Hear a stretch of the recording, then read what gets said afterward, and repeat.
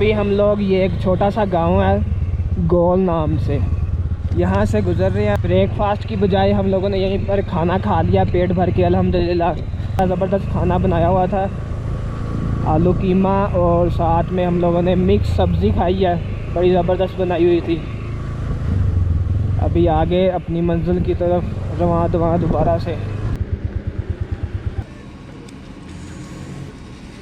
गोल जो विलेज है जिसमें से गुज़र रहे हैं हम लोग, फ्यूल हम लोगों ने टैंकी इधर अपनी फुल करवा लिया है। आगे रास्ते में अगर मिले ना मिले, शायद मिलेगा तो सही, लेकिन एहतियातन टैंकी हमने बाइक की फुल करवा ली है। माशाल्लाह ये गांव भी बड़ा खूबसूरत है, छोटा सा गांव है लेकिन बड़ा ही खूबसूरत है, फुल ग्रीनरी से भरपूर।